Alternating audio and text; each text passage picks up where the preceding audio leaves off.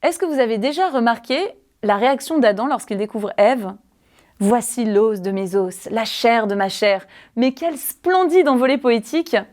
Ce verset me fait penser à une histoire que je vais vous raconter, celle d'un Laotien et d'une Laotienne extraordinairement unis face à l'épreuve.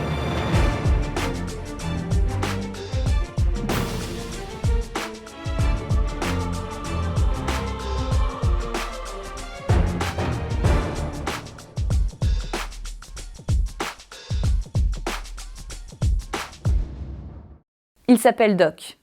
Auparavant, il était engagé dans l'armée laotienne et puis il est devenu chrétien. Mais quel crime pour le gouvernement à cette époque-là! Il avait choisi une religion américaine, une religion de traîtres. Voilà pourquoi il a été arrêté. Ce qu'il faut savoir, c'est que Doc, avant de devenir chrétien, était quelqu'un d'extrêmement violent avec sa femme. Et puis il était souvent dans un état d'ébriété. Et le jour où il a découvert le message de l'Évangile, sa façon de penser, sa façon de se comporter a été radicalement changée. Voilà pourquoi les gens de la province ont commencé à en discuter. Et la persécution est arrivée. Doc a été envoyé en prison, où il a subi des tortures absolument atroces. Ses pieds, ses mains étaient liés, il a dû faire face au froid, il a été enfermé dans le noir, il en a même perdu l'usage de l'œil gauche. Sa femme n'avait absolument aucune nouvelle de lui. Absolument aucune. Et puis un jour, elle apprend qu'il est dans une prison. Alors elle se décide d'aller le visiter pour l'encourager. Et à partir de ce jour-là, elle n'a pas cessé d'être à ses côtés. Ma femme m'envoyait un panier de riz chaque jour et il y glissait des mots d'encouragement, des pages déchirées de la Bible. Sur certains des bouts de papier, il était écrit « Crois en Jésus, moi je crois en Jésus et je suis pleine de joie et de bonheur. » Oh, en lisant ces mots, j'étais tellement heureux que la police a cru que j'étais devenu fou. Mon mari allait un peu mieux en prison. Je lui rendais visite et parfois il était vraiment très faible.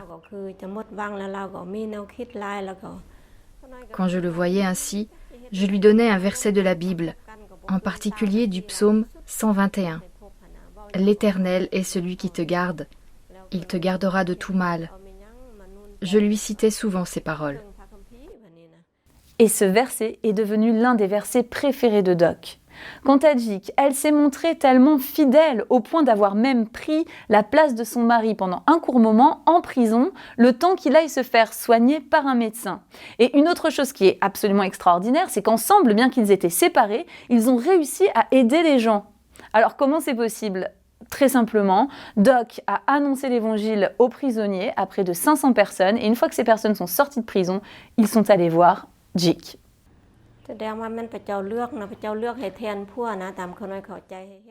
J'étais affermie par le Seigneur. Quand mon mari a été mis en prison, j'ai compris que Dieu m'avait choisi pour le servir dans notre province à la place de mon mari. Beaucoup de personnes ont cru en Jésus et différents ministères ont vu le jour. Plusieurs personnes sont venues me voir, même les responsables du district. Ils nous ont dit « Au début, on a entendu qu'il y avait des chrétiens dans votre village à cause de vous. Mais pourquoi tous les gens de la province connaissent-ils Jésus ?»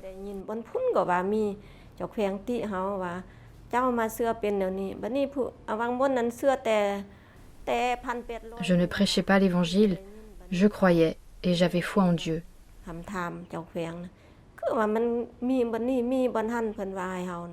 Cela se voyait dans ma façon de vivre. Je suis reconnaissante à Dieu pour cela. Doc a été le premier à croire en Jésus-Christ dans sa province. Et sa famille a été la première famille chrétienne. Pour ce choix-là, il en a vraiment payé le prix. 13 ans de sa vie en prison.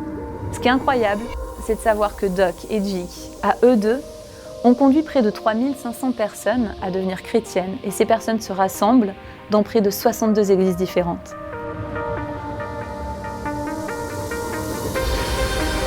Jik a encouragé son mari alors qu'il était en prison, en lui écrivant des versets qu'elle glissait dans un bol de riz. Suivons l'exemple de Jik pour encourager ces nombreux chrétiens qui sont persécutés dans le monde. Il y a des veuves, des orphelins et aujourd'hui même des personnes qui sont encore en prison. Alors écrivons-leur, car nous le savons, une parole réconfortante, c'est un arbre de vie.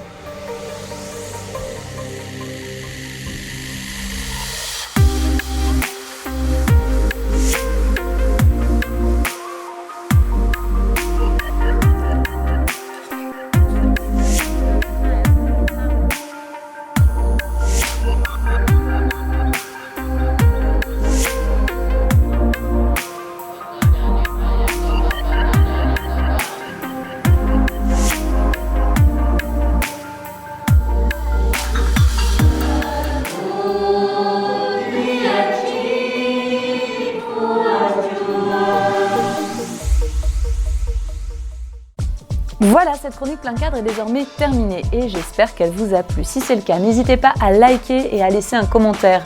Nous les lisons tous. Pour visionner les autres chroniques plein cadre, cliquez sur le lien ici. Et pour ne pas manquer la sortie des prochaines chroniques plein cadre, abonnez-vous à notre chaîne YouTube et cliquez sur la petite cloche. À très bientôt.